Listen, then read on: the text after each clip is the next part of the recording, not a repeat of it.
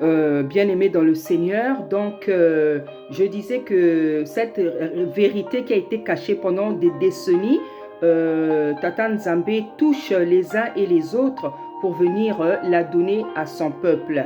Mais avant toute chose, bien-aimés, je voudrais me présenter, me représenter pour ceux qui ne me connaissent pas bien en fait.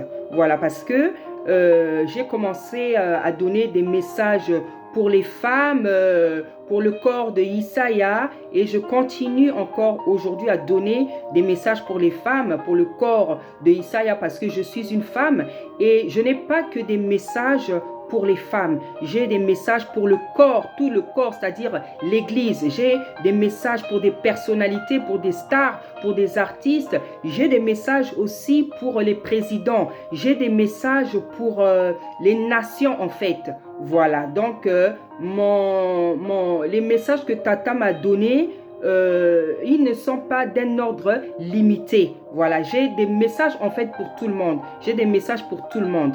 Voilà, donc à part les messages avec lesquels j'ai commencé, depuis 2018, Tata Nzambe m'a donné aussi cette vérité à prêcher, à savoir que le peuple biblique, les personnages bibliques sont des Noirs, étaient des Noirs et sont des Noirs. Et que le fils, c'est-à-dire Isaiah, était noir. Il était noir. Quand il était sur la terre, il était noir. Voilà ces nouvelles choses que je prêche aujourd'hui parce que la vérité m'a été communiquée. Il y a des frères et des sœurs qui prêchent ça, comme vous pouvez vous en rendre compte, qui prêchent ça depuis 10 ans, 20 ans, 30 ans, depuis même plus, encore plus d'années. Voilà.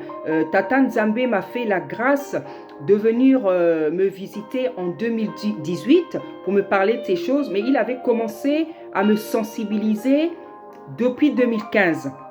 Voilà, donc en fait en 2015, il avait commencé par me montrer des choses et en 2016 aussi, il a continué à me montrer des choses et en fait, je ne comprenais pas trop le sens des choses qu'il me montrait.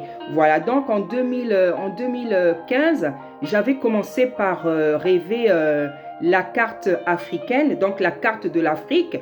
Et en fait, je voyais une ligne, on m'avait montré une ligne et cette ligne-là correspondait au trajet des Noirs africains qu'on avait enlevés de l'Afrique pour les emmener vers les Amériques. C'est la première chose que Tata Nzambe m'a montré.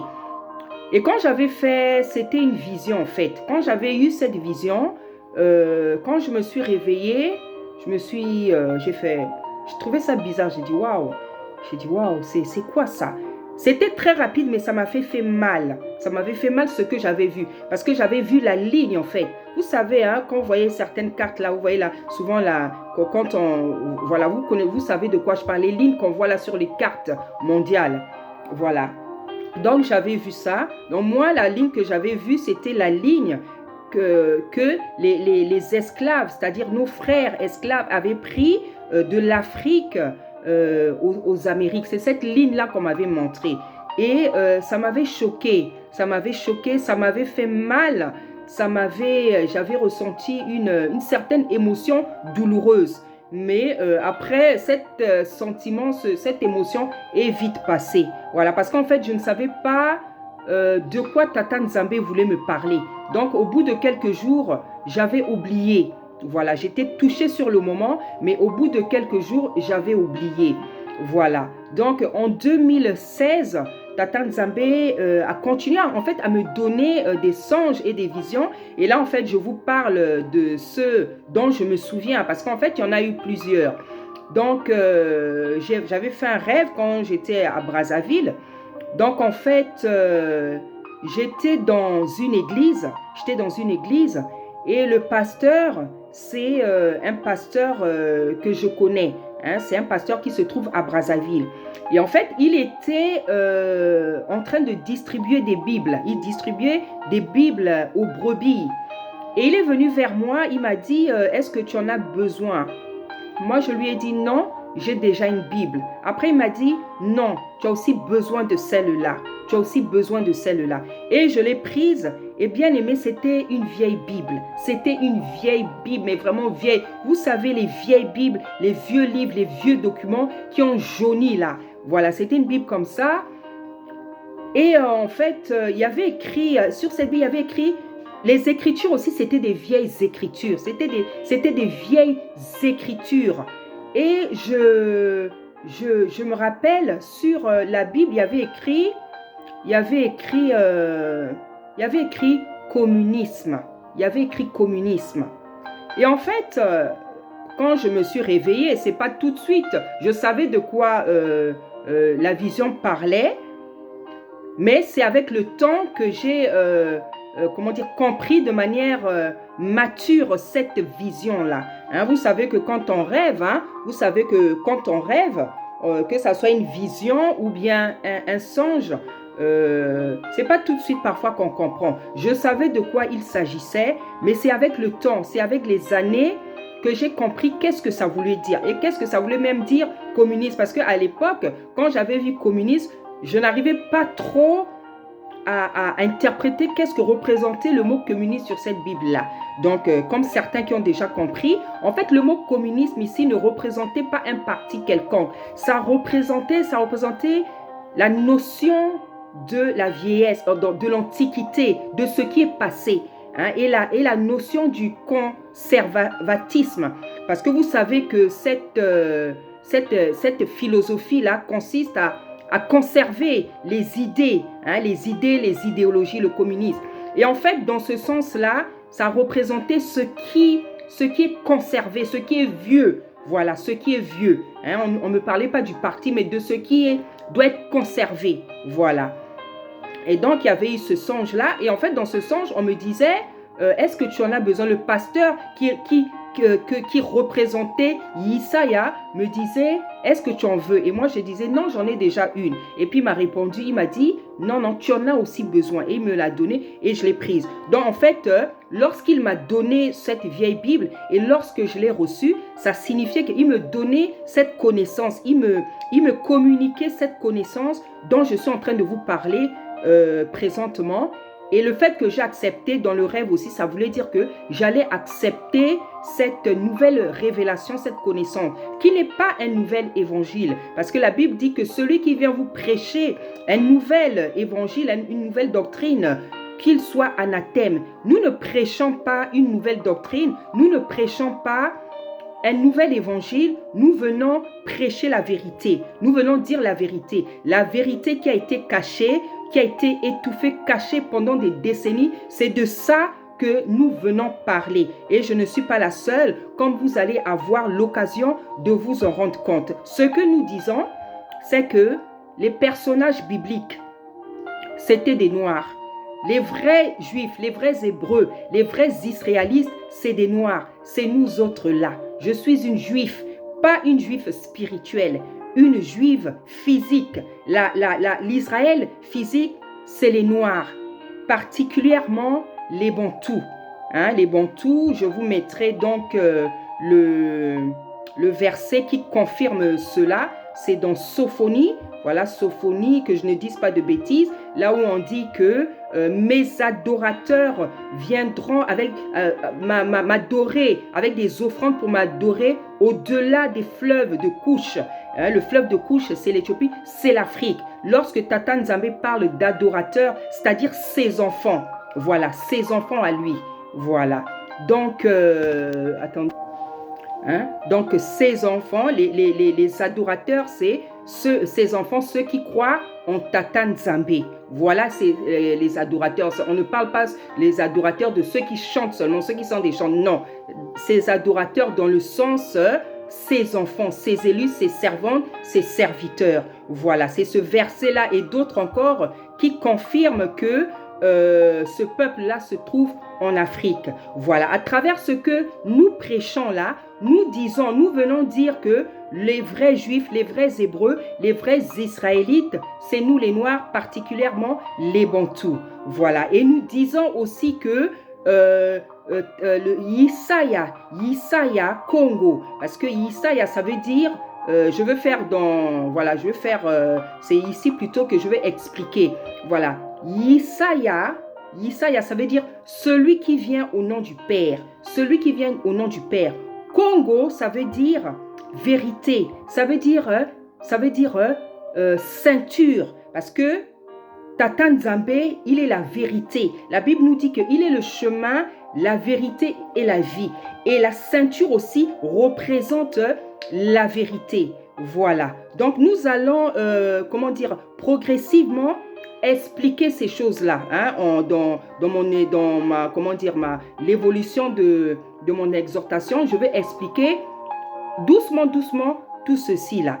Donc voilà ce que nous venons dire. Nous venons dire que pas par notre propre force, pas par notre volonté, pas parce que nous le voulons, mais parce que c'est la vérité, c'est des choses qui ont toujours été. Tout simplement, il y a eu des gens qui ont changé les Écritures, qui ont falsifié les Écritures, qui ont tronqué les Écritures. C'est pour ça que Tata Nzambe avait dit à raison que personne n'ajoute, que personne ne retranche. Et Tata Nzambe l'avait dit parce qu'il savait que ce travail allait le faire. Il savait que ce travail allait le faire. Voilà, donc je répète, nous venons dire que le peuple hébreu, le vrai peuple hébreu, juif, Israël, ce sont des Noirs. Les personnages bibliques, tous autant qu'ils sont, étaient des Noirs. Et jusqu'à présent, ils sont toujours des Noirs. Et le Seigneur Yesaya Congo, il était noir. Quand il est venu sur la terre, il était noir.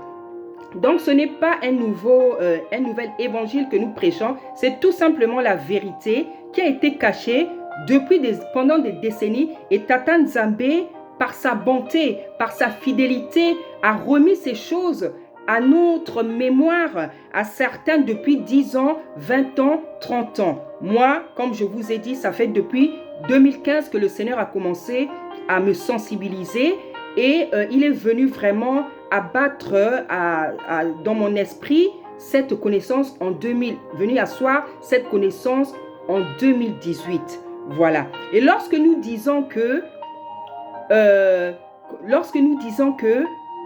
les Hébreux, les vrais Hébreux étaient des Noirs, que Isaïa est noir, ça ne veut pas dire que, comme je vois souvent dans les commentaires, ça ne veut pas dire que Tata Nzambe appartient qu'aux Noirs, au peuple noir. C'est pas ce que ça veut dire. Nous voulons tout simplement définir, dire que le vrai et la vraie Israélite, c'est un noir. Et c'est ça qu'il faut dire. Parce que la Bible nous parle d'un peuple élu. Tata Nzambe a un peuple élu. Mais ce peuple élu-là, c'est qui? Voilà. Pendant des années, on nous a menti. On nous a fait croire que ce sont les faux juifs qui se trouvent en Palestine, qui se trouvent en Israël là-bas, qui sont justement une fausse Palestine, une fausse Israël. Parce qu'il ne s'agit pas de eux.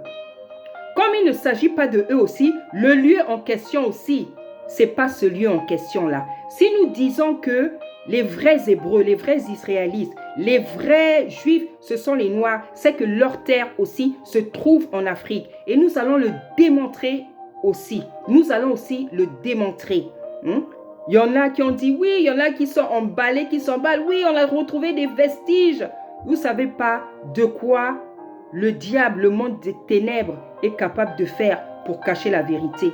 Et nous avons la preuve devant nous. Il y a même un intellectuel européen, français je crois, qui a dit dans ses écrits, dans ses citations, il a dit « L'histoire, c'est un tas de mensonges qu'on nous a appris à croire. » Il a dit « L'histoire, c'est un tas de mensonges qu'on nous a appris à croire. » Effectivement, quand vous voyez tout ce que nous avons pu apprendre à l'école, que ce soit dans l'histoire, dans d'autres matières, nous voyons que sur le terrain, il y a eu beaucoup de mensonges qu'on nous a fait entrer dans la tête depuis que nous sommes petits.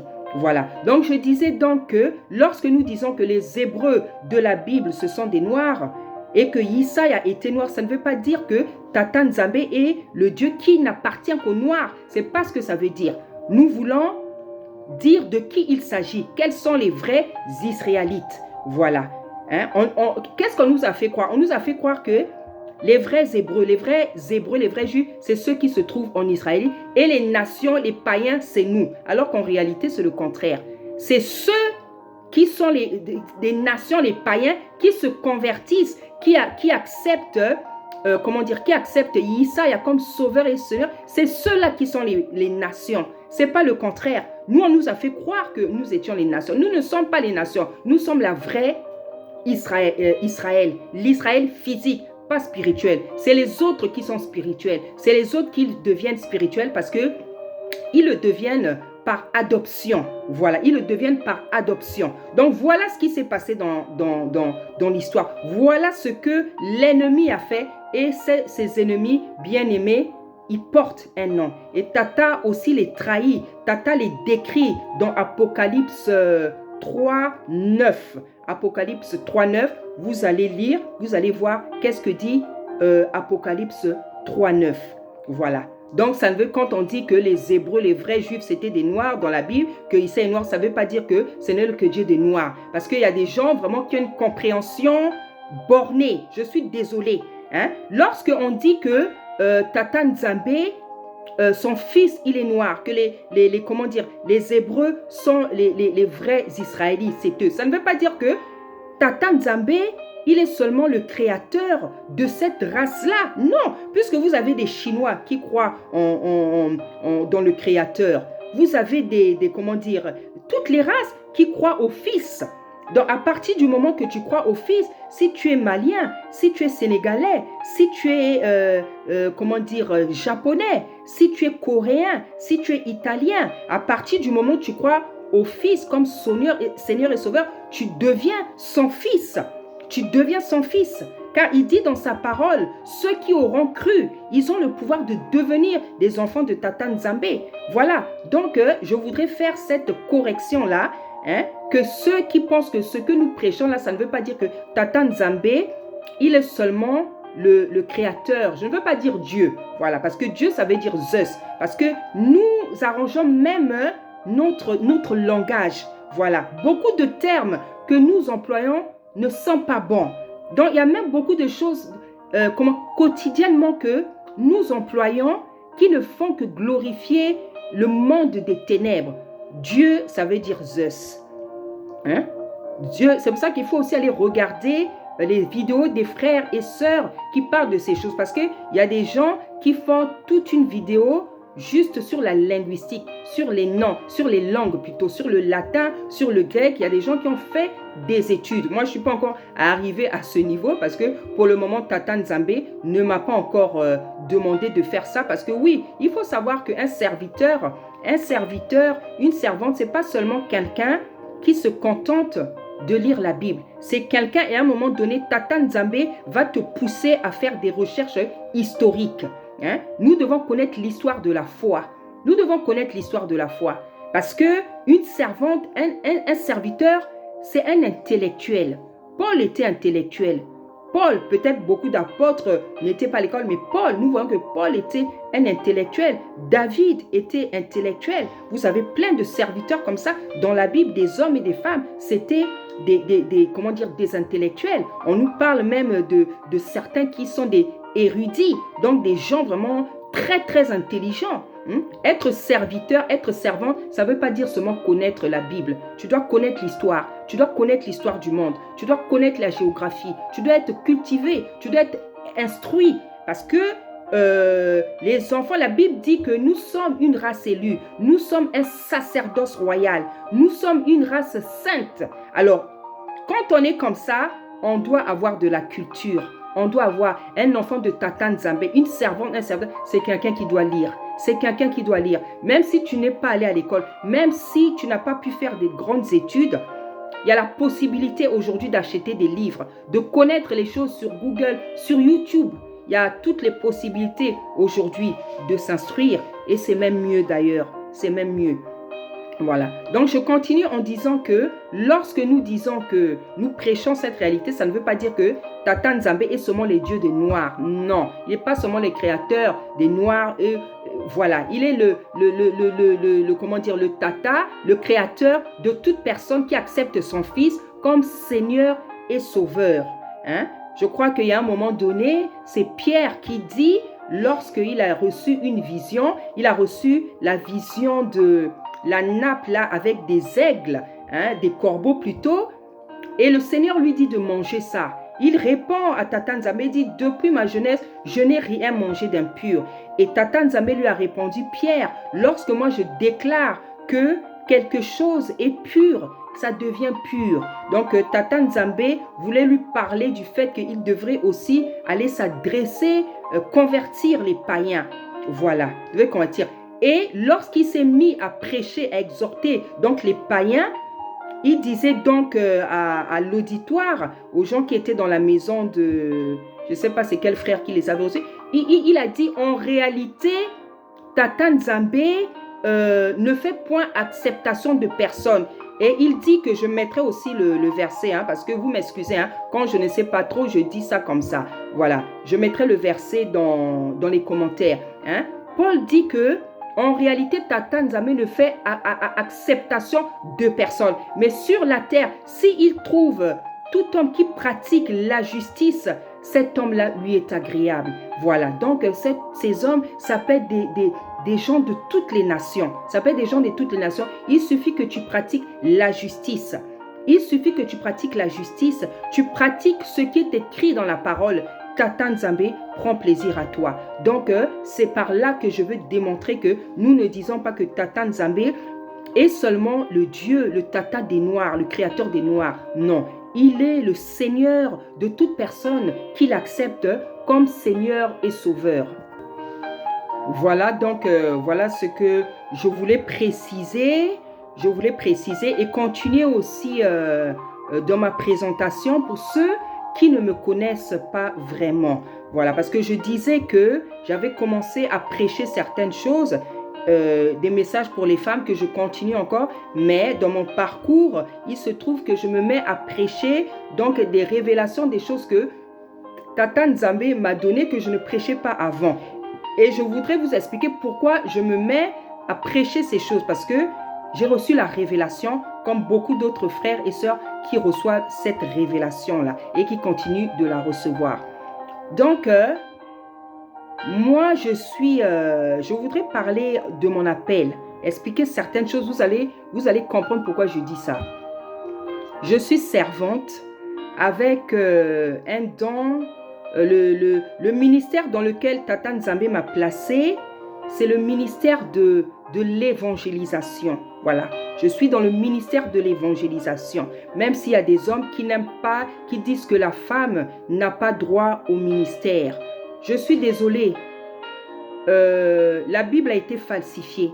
Lorsque quelque chose est falsifié, ça veut dire qu'il y a beaucoup d'erreurs, il y a beaucoup de fausseté, il y a beaucoup de, comment dire, de fausseté, de mensonges.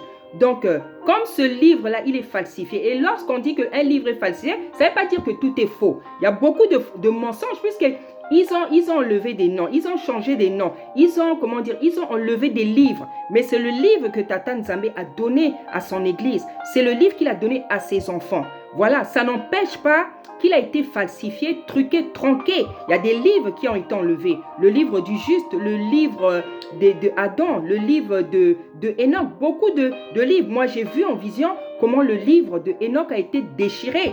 Or, vous avez juste un petit renseignement sur Enoch. Enoch, c'est tout un livre. Hein? Enoch, c'est tout un livre. Donc, nous disons que, j'étais en train de dire que, même s'il y a des hommes qui n'aiment pas, entendre que la femme ne peut pas, la femme a un ministère. Ça ne dépend pas des hommes, bien aimés. Ça dépend de la personne qui t'a appelé. Ministère, c'est quoi? Le ministère, ça veut dire quoi? Le ministère, c'est une mission, c'est un travail. Donc, je ne vois pas pourquoi ça fait mal à certaines personnes de reconnaître que la femme peut avoir un ministère. Un ministère, c'est quoi? Un ministère, c'est la mission, c'est un travail qu'on t'a confié. Même une femme au foyer, elle a un ministère. Elle a un ministère. Et c'est vrai qu'il y a des gens qui disent que la femme, la place de la femme se trouve seulement à la maison, à la cuisine.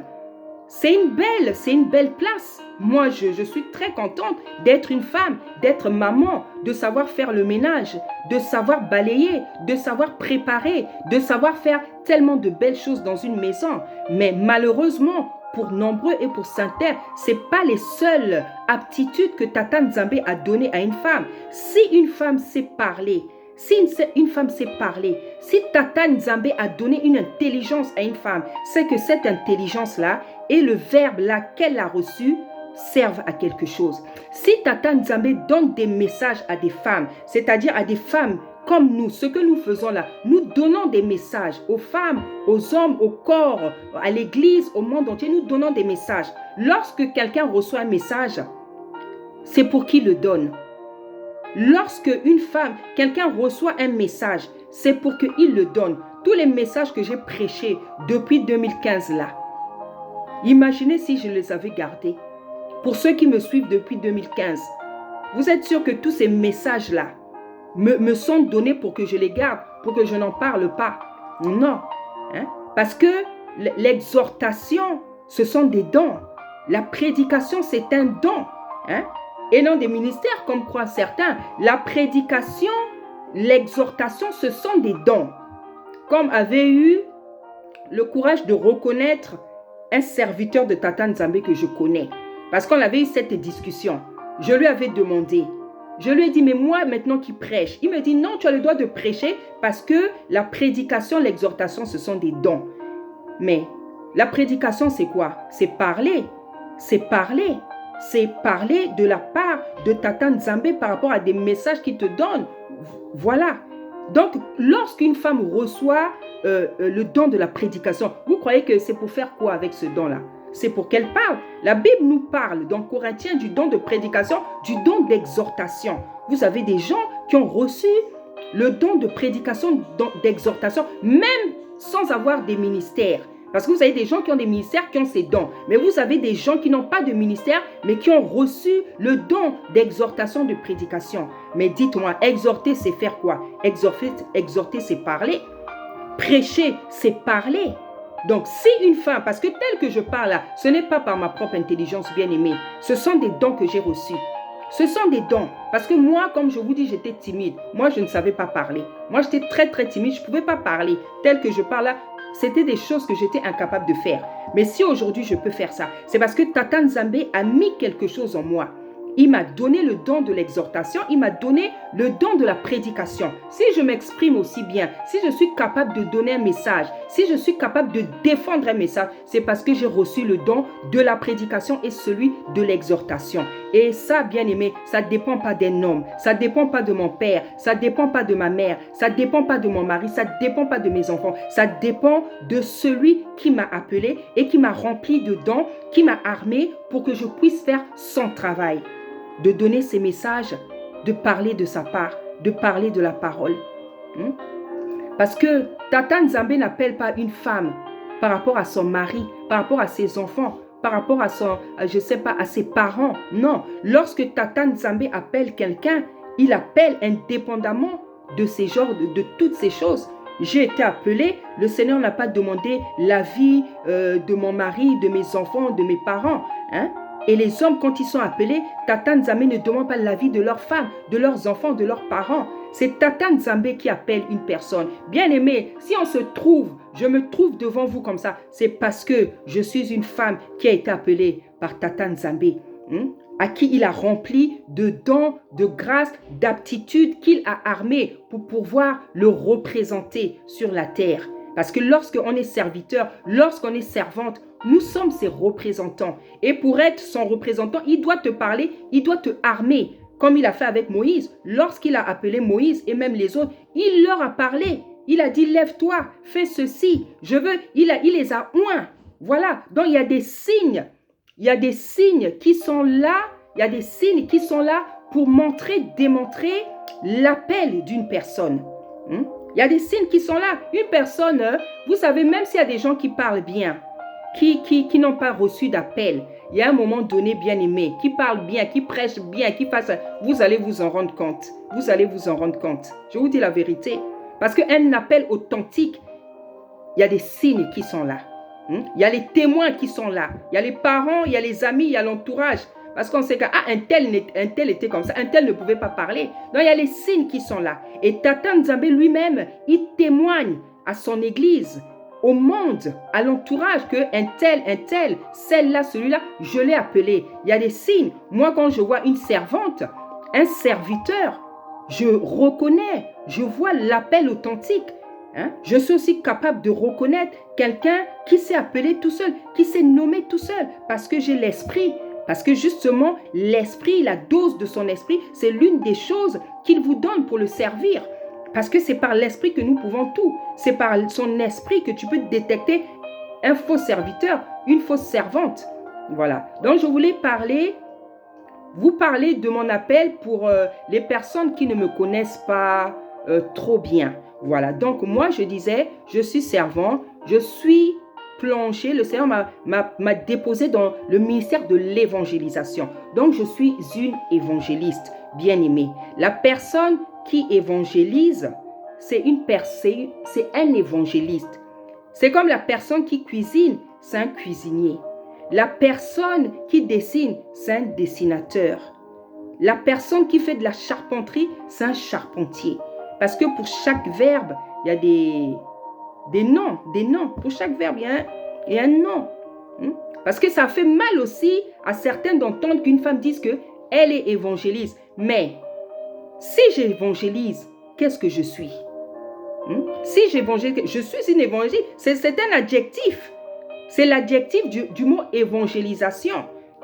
Parce que le Seigneur nous dit dans Marc, allez propager la parole dans le monde entier. C'est-à-dire qu'une fois que tu la reçois, et quand tu la propages, tu es en train d'évangéliser. Mais il y a des gens qui sont des évangélistes par ministère. Et c'est mon cas. Et bien aimé, je ne le dis pas de mon propre chef. Je ne le dis pas de ma volonté.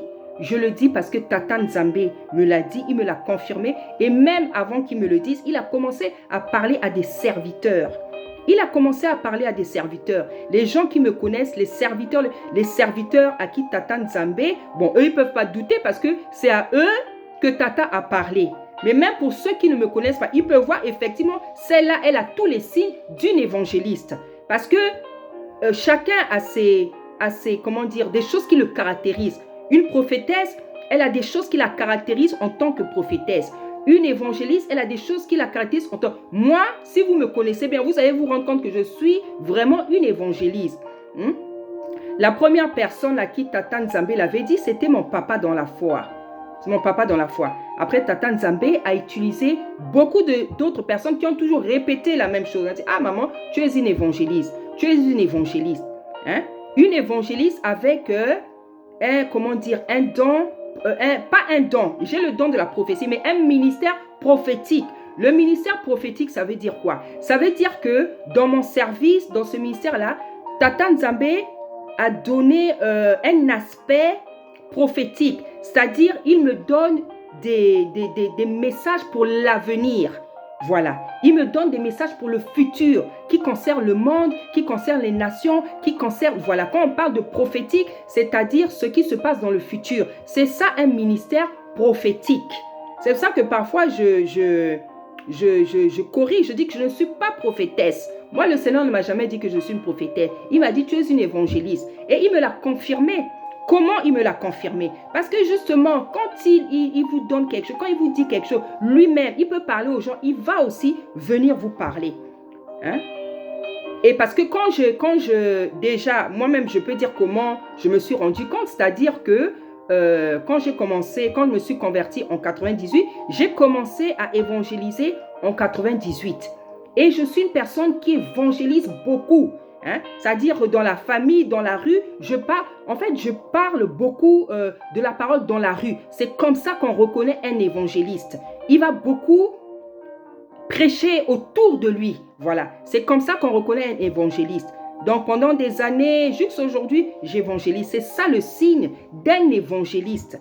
Et comment le Seigneur maintenant est venu me le confirmer en songe. Une fois j'ai rêvé, bien aimé, j'ai rêvé une croisade. J'ai rêvé que je faisais une croisade à Brazzaville ou à Kinshasa. J'ai rêvé une campagne d'évangélisation. Et le Seigneur, depuis les années 2005 ou même avant, il avait commencé à me donner des pays où je vais aller prêcher la parole de Tata Nzambe. Tout ça, c'est les atouts d'un évangéliste. Parce que l'évangéliste, il ne reste pas dans l'église. L'évangéliste, c'est celui qui sort, c'est celui qui est dehors, c'est celui qui est sur le terrain. C'est ça les signes d'un évangéliste. Donc, il m'a donné même la liste des pays où je vais aller prêcher sa parole. Et il y a maintenant des manifestations, il y a maintenant des gens qui sont en train de me dire, ici, là, il faut que tu viennes, ici, là. Parce que cette année, justement, il m'a montré que tu vas commencer à voyager pour aller prêcher ma parole. Vous voyez l'ordre de Tata Nzambe, sa discipline. La Bible dit que c'est un Dieu d'ordre, un tata d'ordre. Quand il dit quelque chose, il va prouver ce qu'il dit. Donc, c'est comme ça qu'il m'a prouvé que je suis une évangéliste. J'ai rêvé une croisade, mais une masse humaine terrible. C'est pas pour me vanter, bien aimé, c'est la vérité. C'est pour vous dire que, pour ceux qui aiment un peu douter, qu'on comment dire, on ne s'est pas appelé tout seul. On a été appelé et Tata Nzambe nous donne des signes de notre appel. Donc moi, j'ai déjà rêvé une croisade. J'ai déjà rêvé une croisade. Je ne sais pas si c'était à Brazzaville ou à Kinshasa, mais on dirait que c'était à Kin. J'ai rêvé une campagne d'évangélisation. Et le Seigneur m'a déjà donné une liste des pays où je vais aller prêcher sa parole. Bien aimé, c'est l'évangéliste qui fait des croisades. C'est l'évangéliste qui fait des campagnes. C'est pour ça qu'on dit campagne d'évangélisation. Ça, c'est les choses propres à un évangéliste. Donc, tout ça, ce sont des preuves. Pour vous dire que on ne s'est pas appelé tout seul. On ne s'est pas appelé tout seul. Donc, pourquoi je raconte tout ça? C'est pour vous justifier d'abord ce que je suis, qui je suis, que Tata Nzambe m'a appelé en tant que qui. Donc, ce que je voulais dire, c'est qu'il m'a appelé en tant qu'évangéliste. Je suis une évangéliste avec un don d'exhortation, de prédication. C'est pour ça que je prêche sa parole. Et je veux faire ce qu'on appelle des voyages missionnaires. Je veux faire les voyages dont il m'a... Ce sont des voyages missionnaires. C'est ce que faisait Paul. Ce n'est pas seulement pour les hommes. Non, non, non. Tata Nzambe, il est souverain. Il y a des femmes qui vont se déplacer sur la terre pour aller prêcher la parole dans les nations. Parce que lorsque il y avait l'effusion de l'esprit bien-aimé, il y avait des femmes dans la salle. Il y avait des femmes dans la salle. Il y avait des femmes dans la salle. Lorsque l'esprit descendait, l'esprit ne choisissait pas sur qui ça allait tomber. Oh, ça va tomber seulement sur Paul, sur Pierre. Non, il y avait Jeanne, il y avait des femmes. L'esprit est tombé. C'est comme ça que nous avons reçu les dons. C'est comme ça que nous avons reçu les dons. L'esprit ne disait pas non, je vais tomber là-bas, je vais tomber. Non, l'esprit tombait sur toutes les personnes qui étaient dans la chambre haute. Et il y avait des femmes. Et il y avait des femmes bien aimées. Tata Nzambe a appelé des hommes et des femmes sur la terre. Le passage qui dit qu'il a donné des dons aux hommes.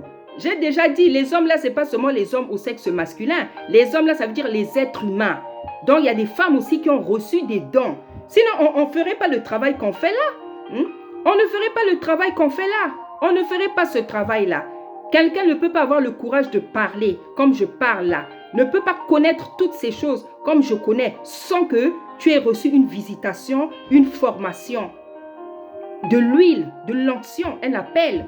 Tu ne peux pas faire ce travail à moins que tu sois escroc, tu sois un faux. Il n'y a que les faux qui ont le courage de se lever et de dire que je suis prophète, je suis pasteur. Parce que ça, c'est eux. Mais nous autres, là, c'est des appels authentiques qui peuvent se démontrer, dont les témoins sont vivants. Donc, dans les témoins, vous avez les parents, vous avez la famille, vous avez les amis, le quartier, l'entourage. Parce que dans la famille, surtout, on sait que cet enfant n'était pas comme ça. On sait que notre enfant était timide. Et avec les dons aussi que Tata Nzambe nous a fait faire des miracles dans nos familles. On a guéri, on a sorti du coma des membres de nos familles. Donc Tata Nzambe, il commence à montrer dans la famille qu'elle est la mienne, c'est ma servante. Les témoins sont vivants. Donc on n'est pas là, on ne parle pas parce qu'on a envie de parler. On parle parce qu'on a été appelé, on a reçu l'onction, on a reçu un appel, une formation. Tata Nzambe, à travers nous, guérit des gens, fait des miracles, restaure la vie des gens. Les témoins sont là. Les témoins sont là. Pour ceux qui sont de bonne volonté, ils pourront témoigner. Pour que vous sachiez, la sœur Déborah, qu'est-ce que Tata Nzambe a l'habitude de faire à travers elle. Comme l'avait dit un serviteur, bien aimé, je le dis, je suis en train de témoigner. Ce n'est pas pour me vanter. Il y a un serviteur là-bas, il est au Canada. C'est la première personne. Bon, la première, ça c'est ce que moi je sais parce que c'est lui qui me l'a dit. Sinon, je sais qu'on l'avait même dit à ma maman. Il y a un serviteur qui m'avait dit, tu seras servante. Et Tata Nzambe va t'utiliser avec puissance. Et une fois, c'est ma propre mère qui me l'a dit. On le lui avait dit au Kenya. Elle avait fait un voyage au Kenya. On le lui a dit. Il a dit, tu as parmi tes enfants une qui sera une grande servante. Toutes ces choses-là, c'est la réalité. Donc, je voudrais parler de mon appel, de ce que je suis, pour ceux qui ne me connaissent pas. Pour dire que voilà comment le Seigneur m'appelait et ce que Tata Nzambe me demande de faire aujourd'hui. Donc, je suis l'évangéliste Déborah. L'évangéliste Déborah, mais qui aujourd'hui a reçu aussi une nouvelle révélation, à savoir, Yissa a été noir, le peuple, les vrais Israélites, ce sont des noirs. Tata Nzambe me demande de prêcher cette vérité. Et il me l'a dit en songe. Voilà, il me l'a dit en songe. Donc, pour continuer, bien-aimé, pour continuer, la manière dont elle a commencé à se révéler à moi en ce qui concerne les Bantous, Issa et à tout ça, donc je vous ai raconté ses rêves. Il y a un autre rêve aussi qu'il avait donné à un de mes enfants, où l'enfant avait rêvé que la Bible que nous lisons là, elle est vraiment falsifiée, truquée, tronquée. Je vous mettrai toutes les références des émissions que j'avais faites donc en 2018, quand je suis revenue de Brazzaville, où Tata Nzambe avait commencé à me parler de toutes ces choses. Donc il y a eu plusieurs visions. Il y a eu plusieurs visions où le Seigneur montre sa volonté que je commence à prêcher ces choses-là.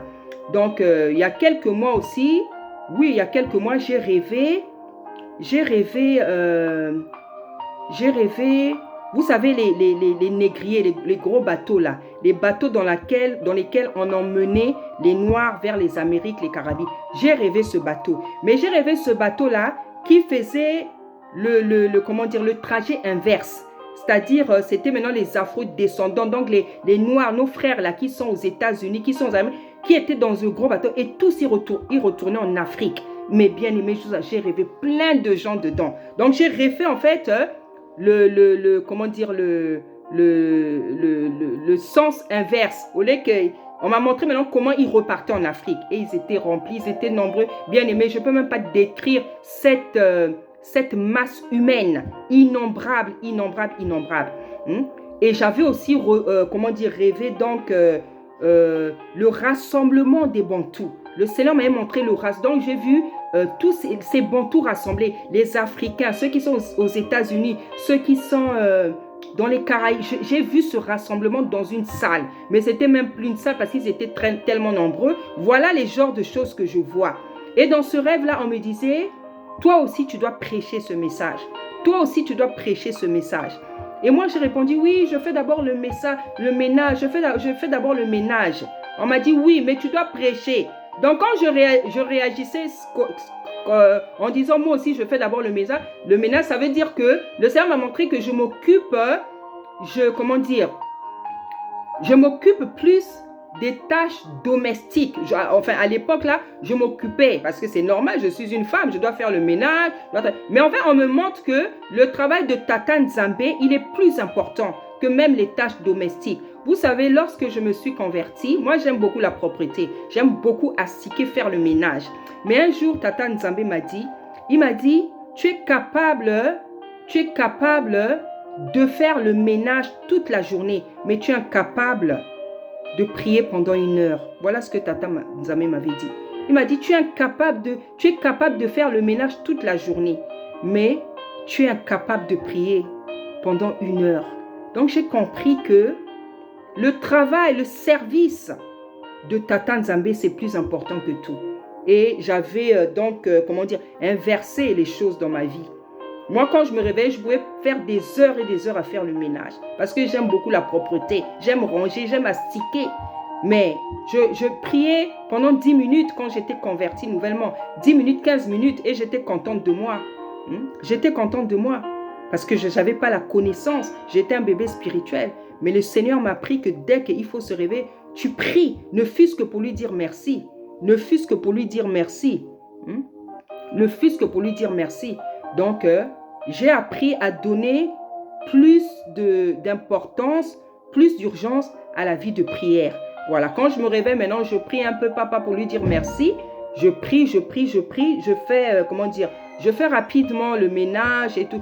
En fait, je fais des, comment dire, genre que la maison soit déjà au moins propre. Parce que je n'aime pas, même ce que je fais là, j'aime pas faire ça quand la maison n'est pas rangée. Voilà. Donc, je prie, je fais rapidement le ménage et je passe dans les histoires du Seigneur. Voilà, si j'ai une prédication à faire, j'arrange vite la maison et je passe.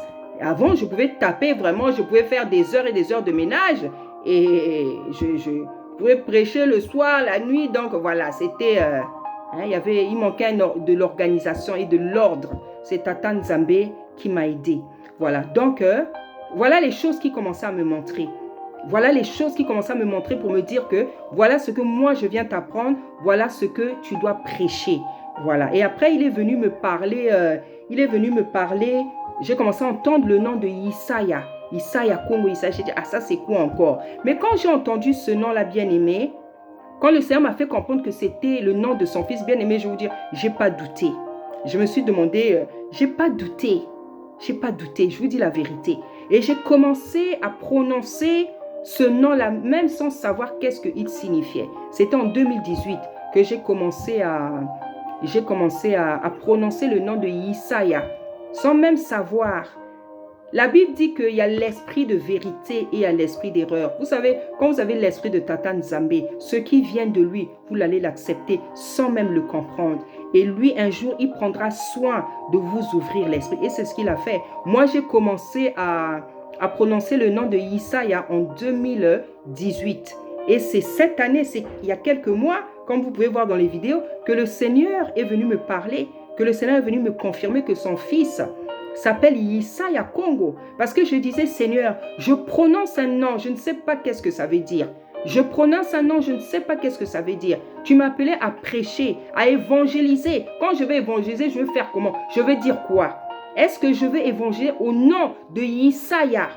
Quand je vais évangéliser dans la rue, déjà sur les réseaux sociaux, les gens, ton peuple, acceptent difficilement ce nom. Comment je vais faire quand je vais évangéliser? Je dis, Seigneur, je ne veux pas juste répéter ce que j'entends sur YouTube. Je veux que tu me parles personnellement. Et il est venu me parler personnellement. Il est venu vraiment me parler personnellement. Il y a la vidéo qui est là. Je vous ai dit comment le Seigneur est venu me révéler que son fils s'appelle Isaya Congo, bien-aimé. C'était dans un songe, pour ceux qui n'ont pas vu, c'était dans un songe. On m'a montré dans un songe une chanson que j'avais apprise quand j'étais en Allemagne. Parce que nous, on a passé des années en Allemagne. Quand j'étais petite, ma mère, elle était diplomate, on était des diplomates. Donc, j'avais 7 ans, voilà. Donc, on est venu me montrer le nom de Isaya Congo dans une chanson que j'avais prise en français ou en allemand, bien aimé. Il est venu me montrer dans une chanson. Et dans le rêve, j'étais, waouh, qu'est-ce que ce nom-là fait? C'est pour ça, il est souverain, il fait ce qu'il veut. Il va vous parler d'une manière qui va vous émerveiller, qui va vous scandaliser, qui va vous choquer. C'est pour vous dire que c'est bien moi qui te parle. C'est bien moi qui te parle. Et j'ai expliqué pourquoi il avait fait ça. Donc, tu peux aller voir, tu peux chercher dans mes vidéos, Isaya Congo. J'ai déjà parlé de ça. Donc, le Seigneur qui est droit, qui est juste, qui est un tata d'ordre, il ne m'a pas laissé sur ma faim. Il ne m'a pas laissé sur mon ignorance. Il ne m'a pas laissé sur ma soif. Il sait que ma fille a entendu le nom de Isaya. Ma fille a besoin de savoir d'où vient ce nom. D'où vient ce nom? Il m'a parlé, il m'a fait comprendre il m'a démontré, et j'ai encore fait des vidéos où il m'a montré que les Égyptiens étaient des Noirs, que les Bantous, les Noirs, les Hébreux, les vrais Juifs sont des Noirs. Et pourquoi il m'a d'abord parlé des Égyptiens? Parce que tu vas te dire, où est le rapport que Tata dise que les Égyptiens? Oui, parce que justement, les Hébreux là, ils étaient en Égypte. Les Hébreux étaient en Égypte. C'est pour ça qu'il a commencé à me faire savoir que les Égyptiens, la vidéo elle est là, les Égyptiens étaient des Noirs. Parce que là aussi on nous a menti. Pendant des décennies. Et jusqu'à présent, il y a des gens qui pensent que les vrais Égyptiens, c'était des Blancs. Or, ce n'est pas le cas. Donc, il a voulu me démontrer que les Égyptiens étaient des Noirs parce que les Hébreux, nous les Hébreux, on était en Égypte. On était en Égypte. Donc, on était forcément Noirs. On était forcément Noirs. Parce que les Égyptiens n'auront pas pu, malmener des Blancs. Ils ne se seraient jamais laissés faire. Ils ne se seraient jamais... À cette époque-là, on ne connaissait même pas les Blancs. Donc, si Tata dit que est venu me montrer que les Égyptiens étaient des Noirs, ça veut dire que les Hébreux que nous sommes, qui étaient là-bas en Égypte, on était des Noirs. Les vidéos sont là, je les ai déjà faites. Donc, tout ça là, c'est des choses que Tata est venu me dire, qu'il continue à me dire, des choses qu'il continue à me dire, qu'il continue à m'apprendre. Et il y a un moment même, j'avais entendu dans mon oreille, il m'a dit investigation personnelle. J'ai compris que je devais même faire des recherches. Parce que vous allez remarquer, pour ceux qui suivent vraiment ces émissions, vous allez vous rendre compte que les frères et les sœurs qui sont là depuis 10 ans, 20 ans, 30 ans, ils ont fait beaucoup de recherches. Parce qu'il y a un moment donné, tout ça, cette révélation, ça te pousse à faire des recherches. Donc le Seigneur m'a dit investigation personnelle. Donc j'ai commencé à lire, à regarder des émissions pour comprendre certaines choses. Et il est en train de me confirmer, de dire, je vous dis bien aimé, ce que le Seigneur est en train de révéler, c'est merveilleux. Imagine pendant des années, on te dit que tu es un esclave, alors que le prince c'est toi. Tu ne seras pas content de découvrir ça. Pendant des années, on te dit que toi, tu es esclave. En réalité, tu es le prince. C'est toi l'enfant du roi, bien-aimé. Je ne sais même pas pourquoi vous doutez. Je ne sais pas pourquoi vous doutez. Toi, tu n'es pas heureux de savoir que le vrai juif, c'est toi. Ça te fait souffrir. Pourquoi? Ça te fait souffrir. Tu devrais te réjouir d'être le vrai juif, d'être la vraie israélite, d'être le vrai hébreu. Je ne sais pas pourquoi vous avez du mal à accepter. Lorsque vous acceptez ça, bien aimé, il n'y a que ceux qui ont accepté cette réalité, qui savent le bonheur que ça produit. Non pas pour devenir, non pas pour devenir orgueilleux, mais si effectivement tu es l'enfant d'un roi, toi pendant des décennies on t'a fait croire que tu es esclave. Si tu découvres que tu es l'enfant d'un roi, tu ne seras pas heureux. Tu ne seras pas heureuse, bien-aimée. Le vrai hébreu, c'est toi. La vraie juive, c'est toi. Le vrai israélite, c'est toi, bien-aimé. Sors de l'ignorance. Arrête de résister. Parce que ta résistance ne va servir à rien. Ta résistance ne va pas changer la vérité. La vérité, elle est telle. La vérité, c'est celle-là. Yissaï a été noir. Yissaï a été noir. C'est un bonheur de savoir ça. C'est un bonheur. Il y en a qui disent, oui, c'est pas grave. Non, non, ne dis pas que c'est pas grave. C'est pas grave pourquoi? C'est pas grave pourquoi? Pourquoi ceux qui ont menti, ils ont menti? Parce que justement, ils connaissent la valeur de la chose. Ils connaissent la valeur de la chose. C'est pour ça qu'ils ont transformé, changé, arraché même des livres. Parce qu'ils connaissent. La Bible dit que nous sommes une race élue, un sacerdoce royal, une nation sainte, un sacerdoce royal, donc des serviteurs tels que nous sommes là. Le sacerdoce, c'est le service de Tata Nzambe. Donc on est un service. Les Hébreux là, les Bantous là, c'est un sacerdoce royal. C'est un sacerdoce royal. Donc des serviteurs, une race sainte, un peuple élu. Donc on est un peuple élu. Ça veut dire que s'il y a un peuple élu, ça veut dire que ce n'est pas tous les peuples sur la terre qui sont élus. Il y a un peuple élu, mais ce n'est pas celui qui est là-bas. Ce n'est pas celui qui est là-bas. Celui qui est là-bas, il se trouve dans Apocalypse 3:9. Ceux qui se trouvent là-bas. Et comme je dis, ils se battent même depuis des décennies pour rien. Parce que cette histoire ne leur appartient pas. Cette histoire ne leur appartient pas. Ils se battent pour rien. Celle qu'on dit Israël actuelle là, qui se trouve là-bas, ça a été créé en 1948, après la Deuxième Guerre. Après la Deuxième Guerre. Et ils voulaient même créer ça en Ouganda. Donc, si c'est la vraie Israël, elle ne devait pas seulement commencer en 1948. C'est pour ça que vous voyez, ça nous envoie même dans l'histoire. Cette révélation-là nous envoie même dans l'histoire. Ça nous ramène dans l'histoire. Le vrai juif, c'est toi, papa. Le vrai juif, c'est toi, maman. C'est nous autres là. Les païens, les nations, c'est ceux qui se convertissent. C'est une fierté qui ne doit pas nous rendre orgueilleux, mais c'est une joie. Ça procure de la joie, ça procure de la fierté de savoir que je suis la vraie Israël. Vous croyez qu'eux, ils s'accrochent à ça, pourquoi? C'est une usurpation de l'histoire. Vous m'excusez, j'arrive jamais à prononcer. C'est une usurpation de l'histoire, d'une identité. comme Jacob a usurpé l'identité de son grand frère. C'est pour ça que Tata Nzambe a dû lui changer son nom. Il a dû lui changer son nom. De Jacob, il est devenu Israël. Hein? De Jacob, il est devenu Israël. Donc, il y a beaucoup de choses à dire, bien-aimés. Il y a beaucoup de choses à dire. On en apprend tous les jours. On en apprend tous les jours, bien-aimés. Il y a trop de choses à dire. Mais ce que on découvre chaque jour, c'est une joie. Hein? Les frères et sœurs qui ont cette connaissance, on s'appelle, on discute. Chacun dit, voilà ce que Tata m'a montré. Voilà ce que j'ai découvert, bien-aimés. Il y a des visions terribles. Parfois, le Seigneur, moi par exemple, le Seigneur peut me montrer les Égyptiens et les Hébreux comme ça, comment ils étaient ensemble en Égypte là-bas. Voilà le genre de vision que nous autres là qui avons accepté, nous avons. Parfois, on va te montrer un scribe, un pharisien. Donc, ça pousse même Tata Nzambe quand tu acceptes de te montrer des choses qu'il ne pouvait pas te montrer avant. Tout ça là, toi, tu n'as pas envie de voir. Comment étaient les Rebecca, les Léa, les Rachel, comment elles se comportaient. Hein? Et laisse-moi te dire que les noms là, ce n'est pas les bons noms. Même les noms ont été changés. Hein? Parce que Rachel, Déborah, Valérie, tout ça, c'est des noms européanisés. Ça, c'est des noms européens. Si on dit que c'était des Africains, donc leurs noms étaient africains. Donc Tata Nzambe nous montre même les noms. Tata Nzambe nous fait même découvrir les noms. Il y a des noms que j'apprends chez d'autres frères. Il y a des noms que moi, je suis en train de recevoir. Le nom de Anna, le vrai nom de Anna. Anna s'appelait Anna Mamia. Ça, j'ai entendu ça dans mon oreille. Hein?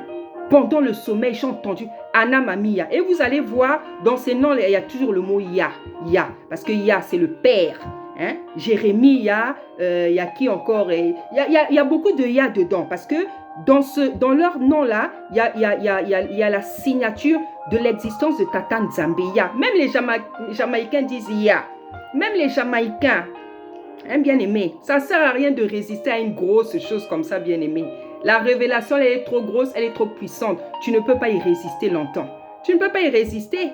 Hein? Parce que même pour résister, il faut avoir des arguments. Nous autres là qui vous disons cette vérité, on est en train d'argumenter. On argumente avec la Bible. Mais toi, quand tu dis non, tu dis que non, c'est pas vrai. Tu argumentes comment? Il faut aussi faire une vidéo pour argumenter, pour dire que ce que nous on dit est faux. Hein? Parce que nous, on se base sur la Bible. Qui a été tronquée, falsifiée, mais il y a des vérités qui sont là. Et même si elle a été falsifiée, Tata Nzambe, lui-même, il sait nous donner les versets qu'il faut pour qu'on prêche dans le sommeil. Hein? Il va te donner, parce que quand lui-même, il vient te donner un verset, c'est que ce verset-là est bon. Mais il y a beaucoup de choses qui sont changées là-dedans. Il y a beaucoup de choses qui sont changées, bien-aimés. Il y a beaucoup de choses qui sont changées. Donc voilà, vous, pendant que vous êtes en train de refuser, regardez-nous tout ce qu'on est en train d'apprendre. Hein? Pendant que vous refusez, vous résistez. Regardez-nous tout ce qu'on est en train de... Donc quand on se retrouve, quand on parle des révélations que chacun reçoit, bien aimé, c'est de l'extase. Ce sont des extases spirituelles. Ce sont des extases spirituelles. Hein? Moi, ce que je vois, bien aimé, dernièrement, j'ai vu en vision, je ne sais pas si c'était un scribe, un pharisien, un égyptien, un hébreu. J'étais aux toilettes, vous m'excusez. Hein? Et je ne faisais même pas pipi. Hein? Vous comprenez? J'étais aux toilettes, je vois une vision par terre. Je vois une vision par terre. Donc je ne sais pas si c'était un hébreu, si c'était un égyptien. J'avais fini, j'ai tiré la charge. J'ai dit aux enfants, emmenez-moi un bic. Il m'a dit, oh maman, tu es aux toilettes. Et puis tu demandes quand on est. J'ai dit, s'il vous plaît les enfants, emmenez-moi un bic. Si je ne dessine pas ce que je viens de voir. En fait, la vision était sur le sol. Et j'avais besoin d'un bic pour la dessiner, appuyer sur la vision que je voyais. Parce que si je ne fais pas ça, il n'y aura pas de preuve. Et je veux vous montrer dans quelques jours ce que j'ai vu en vision. Donc, c'était là sur le sol. J'avais besoin d'un bic pour dessiner. En fait, pour souligner la vision. Je ne sais pas si c'était un bantou, un pharisien, un scribe. Bien aimé, je n'ai pas les mots. Donc, Tata, il me fait comprendre que même aux toilettes, je suis capable de parler à quelqu'un. Même dans ce lieu-là, je suis capable de parler.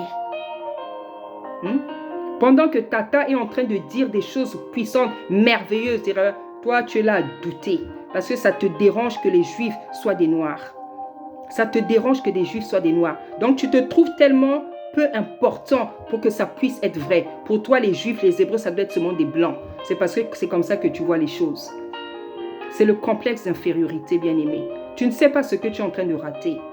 Tu ne sais pas ce que tu es en train de rater. C'est comme si ça te dérange. Pour toi, nous, on est trop petits, hein, pour être les vrais juifs. Parce que je ne vois pas pourquoi tu refuses. Parce que si tu as des arguments, il faut faire une vidéo pour contredire ce que les frères et les sœurs nous disent. Il faut faire une vidéo. C'est nous, on fait des vidéos pour pouvoir vous dire ce que Tata nous est en train de nous révéler. Toi, si tu penses que c'est faux, fais une vidéo pour contredire ce que Tata nous apprend. On n'est pas des fous. On ne s'est pas levé comme ça. Hein?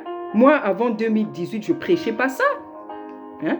Je prêchais des messages sur les femmes jusqu'à aujourd'hui. Je ne prêchais pas ça. Mais Tata est venu me donner cette révélation. Il m'a dit, tu vas prêcher ça maintenant. Tu vas prêcher. Hein? Donc, il y a beaucoup de choses à dire. Parce que si on dit que les Hébreux, là, c'est des Noirs, donc leur terre, là, ce n'est pas à l'Orient, c'est en Afrique. Et il y a des frères et des sœurs qui ont fait des vidéos pour placer cette terre-là. Elle se trouve où? L'emplacement de l'Afrique, l'Israël-Afrique. L'emplacement. Si on dit que ce sont des Noirs, donc l'hébreu qu'on parle là-bas, ce n'est pas de l'hébreu, c'est du yiddish, ce qu'eux, ils parlent là-bas. C'est des langues, des mélanges de slaves, des langues slaves, de turc. Donc les vraies langues hébraïques, ce sont des langues africaines. Ce sont des langues africaines. Et comme on dit que c'est des Bantous, les Juifs c'est des Bantous, parce que ce n'est pas tous les Africains qui sont des Bantous. Donc les langues là, c'est les langues parlées en Afrique centrale. Parce que c'est en Afrique centrale que se trouvent les Hébreux. Et si on dit que, c'était des Noirs, ça veut dire que les Philistins, les Ammonites, les Essiens, les ennemis sont aux alentours. Hein? Donc vous voyez ce que vous ratez. Vous voyez ce que vous ratez. Donc bien aimé, je vais m'arrêter là. Il y a une deuxième partie qui arrive pour vous dire que nous venons prêcher la révélation que Tata nous a donnée. Hein? Donc, j'ai voulu dire dans cette vidéo que je suis une évangéliste. Hein? Je suis une évangéliste, que ça te fasse pas mal, que ça te fasse pas souffrir. C'est la vérité. Tata l'a dit à des hommes, à des personnes. Tata me l'a dit à moi-même. Il m'en a donné les signes. Hein? Il m'en a donné les signes. Vous savez, quand Tata vous fait une grâce, il vous donne un don. Ce don-là va vraiment se manifester. Moi, quand j'évangélise dehors, et puis quand je parle d'évangélisation, moi, l'évangélisation que je fais là, c'est pas où je partage pas les prospectus. Hein. Non, je prêche la parole dans un marché, à l'hôpital, partout, avec mon mégaphone. J'ai fait l'évangélisation là-bas au pays, dans un marché pendant 6 mois. Le Seigneur a fait des choses terribles. C'était beau, bien-aimé. C'était beau. Je veux témoigner de ça. Et j'ai fait, à côté de l'hôpital général de mon pays, pendant 1 année. Bien-aimé, je vais vous raconter. Comme ça, vous allez comprendre que Tata peut remplir des femmes. Moi, je prêche la parole. Parce qu'il y en a, quand ils entendent évangélisation, ils pensent que c'est on partage les procès. Non, c'est pas ça. Tu prêches la parole dans le marché. Tu chantes avec les mamans, les passants, les commerçants. Donc, c'est le feu dans le marché. Les voitures s'arrêtent. On te donne des offrandes. Les taximans te donnent. Les militaires, les soldats, les enfants s'arrêtent. C'est ça, cette évangélisation dont je parle. Hein? Il y a des gens, malheureusement, j'avais pas l'idée d'avoir filmé ces moments. Parce que, bon, c'était pas ma préoccupation. Hein? Voilà, c'était pas ma préoccupation. Donc, je n'ai pas ces images. Mais il y a des gens qui m'ont filmé. Il y a des passants qui m'ont filmé. Hein? Et il y a à Brazzaville, vous avez même la police qui arrêtait, qui venait, comment dire, empêcher aux gens de me filmer. Parce que vous savez un peu nos pays, comment ils sont. Hein? Vous savez. Dans ces choses-là, la police va toujours vous menacer.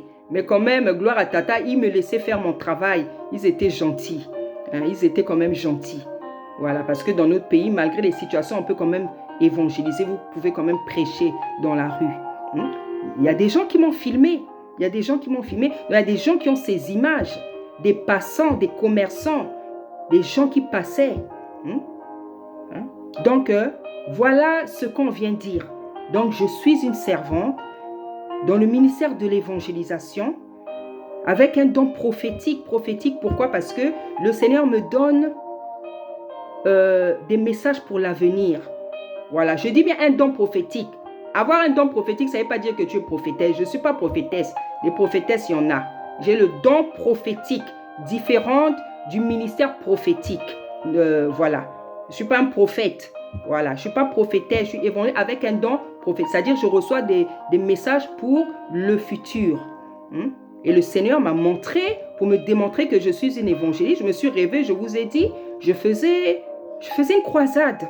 Je faisais une campagne d'évangélisation. Il m'a donné des pays où je vais aller prêcher. Il m'a montré les pays. Il m'a montré les pays. Je les écris, ces pays-là, depuis des années. Et il y a un frère, un serviteur au Sénégal, qui m'a dit, maman, c'est le temps. Donc, j'attends que le Seigneur ouvre cette voie-là.